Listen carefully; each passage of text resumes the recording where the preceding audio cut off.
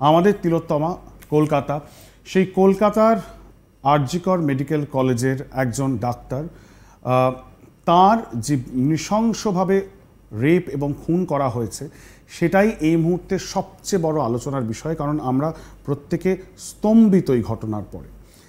এবং এই ঘটনার তদন্ত ভার কলকাতা পুলিশের হাত থেকে ছিনিয়ে নিয়ে দেওয়া হয়েছে সিবিআই এর হাতে। সিবিআই তদন্ত ভার পেয়ে গেছে, সে তদন্ত চলছে।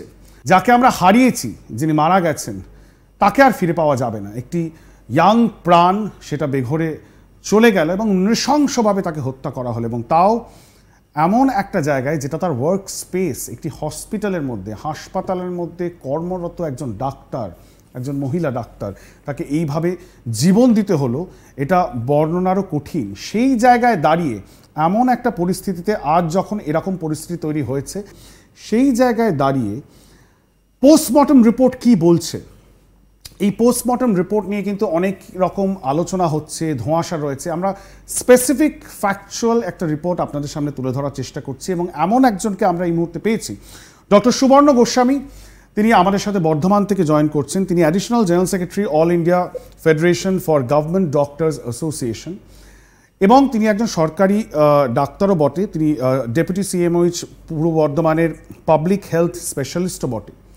ডক্টর গোস্বামী তিনি কিন্তু মাত্র কয়েকদিন আগেই, ঘটনাটি ঘটে 9 তারিখে, তিনি 11 তারিখে যান এবং এই পীড়িতার পরিবারের সাথে দেখা করতে যান, এবং সেখানেই তার বাবা মা তাকে পোস্টমর্টম রিপোর্টটি দেখান এবং তার এক্সপার্ট ওপিনিয়ন চান। ডক্টর গোস্বামী এই মুহূর্তে আমাদের সাথে রয়েছেন সরাসরি। ডক্টর গোস্বামী, অনেক অনেক ধন্যবাদ আমাদেরকে সময় দেওয়ার জন্য। আমরা জানার চেষ্টা করব আপনার কাছ থেকে, কারণ আপনি সেই পোস্টমর্টম রিপোর্টটি পেয়েছেন, দেখেছেন, পরিবারই শেয়ার করেছে আপনার সাথে। আপনি কি বুঝলেন, কি দেখলেন? এই মুহূর্তে অনেক রকম আলোচনা তো সোশ্যাল মিডিয়াতে হয়েছে। আমরা ফ্যাকচুয়ালি এবং মেডিকেলি কারেক্ট ইনফরমেশন জানতে চাই, দর্শকরা যাতে এই বিষয়টা জানতে পারেন। এবং আমার মনে হয় প্রত্যেক দর্শক বন্ধুরা, তারা সবাই এই আন্দোলনের সাথে এখন যুক্ত হয়ে গেছেন। তারা চান ন্যায় বিচার হোক। এই পীড়িতার 31 বছর বয়সী একজন ইয়াং ডাক্তার, অনেক তার উজ্জ্বল ভবিষ্যৎ হতে পারত, কিন্তু যেভাবে নিভে গেল তার জীবন, তার ক্যারিয়ার, সেই জায়গায় দাঁড়িয়ে ডক্টর গোস্বামী, আপনি যখন দেখলেন এই পোস্টমর্টম রিপোর্ট, আপনার প্রাথমিক প্রতিক্রিয়া কি, কি আপনার অবজারভেশন? পরিবারের সঙ্গে আমরা চিকিৎসকের মঞ্চ, যৌথ মঞ্চ থেকে আমরা 7 জন চিকিৎসকের প্রতিনিধি রবিবার সন্ধ্যাবেলায় মেয়েটি বাড়ি যাই। তার মা বাবা দুজনের সাথে দেখা হয়, আমাদের প্রায় ঘন্টা ধরে কথা হয়।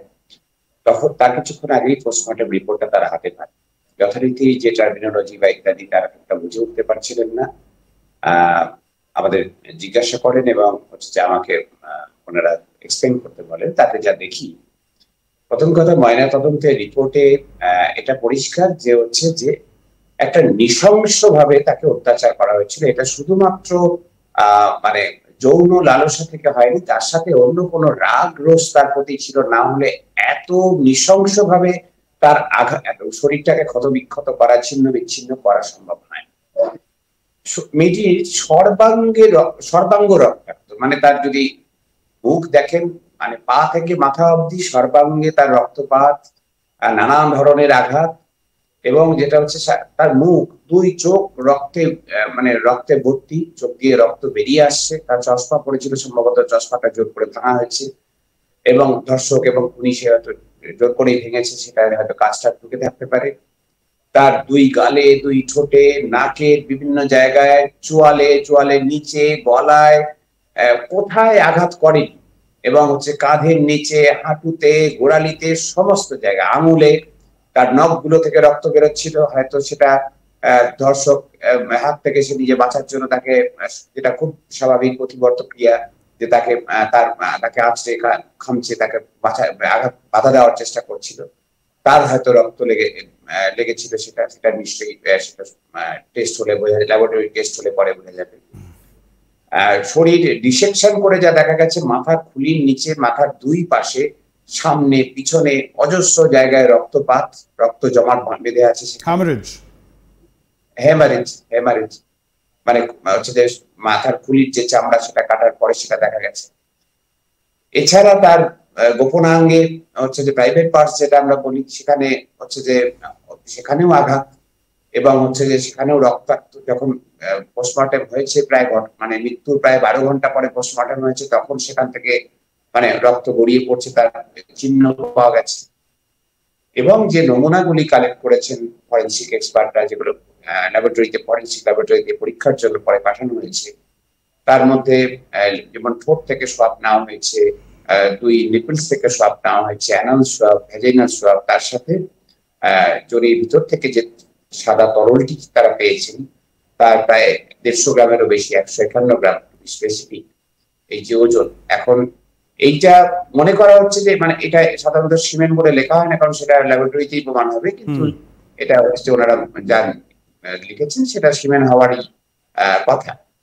তো সেটা হচ্ছে 151 গ্রাম। এখন বুঝতে পারছি না 151 গ্রাম কি করে হয়, কারণ অ্যাভারেজ হিউম্যান ইন্ডিয়ান হিউম্যান তার একবারে ইজাকুলেশনে মোটামুটি 5 গ্রাম গড়ে, হচ্ছে 5-6 গ্রাম খুব বেশি হলে হচ্ছে যে বীর্যক্ষরণ হয়।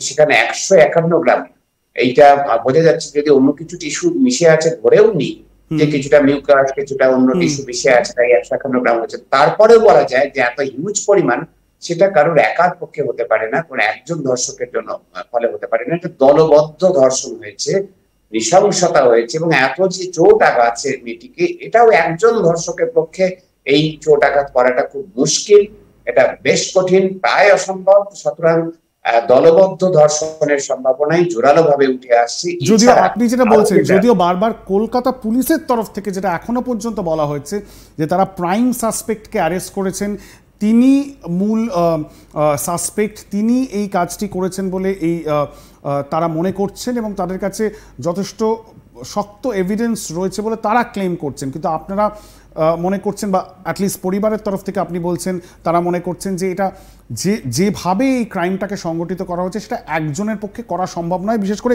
এটা খুবই অস্বাভাবিক, এটা কোনো মিসপ্রিন্ট নয়। তো আপনি যেটা বলছেন 151 গ্রাম সিমেন্ট জাতীয় কোনো পদার্থ, যেটা পরবর্তীকালে ফরেন্সিক এভিডেন্স মানে পরীক্ষা হলে তখনই বোঝা সম্ভব, বাট সেটা আপনি বলছেন ভ্যাজাইনাল সোয়াব। অনেকগুলি প্রশ্ন এর মধ্যে লুকিয়ে আছে। পরিবারের মানুষ যারা আমাদেরকে জানান, প্রথম কথা কলেজ প্রশাসন বাড়িতে জানায় যে আপনাদের মেয়ে আত্মহত্যা করেছে, আপনারা ইমিডিয়েটলি হাসপাতালে আসুন। পয়েন্ট নাম্বার 1, এটা আত্মহত্যা বলে চালানোর চেষ্টা হয়েছিল হাসপাতাল কর্তৃপক্ষের তরফ থেকে, হাসপাতাল কর্তৃপক্ষের তরফ থেকে প্রিন্সিপালের নির্দেশে কোনো এক অ্যাসিস্ট্যান্ট সুপার ওনাদেরকে ফোন করেছে।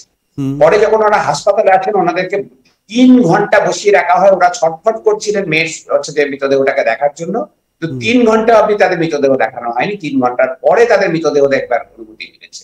ওই 3 ঘন্টায় কি করার চেষ্টা হয়েছিল, কি ঢাকা চাপা দেওয়ার চেষ্টা করা হয়েছিল, এটা ওনাদের মনে প্রশ্ন আছে, আমাদেরও প্রশ্ন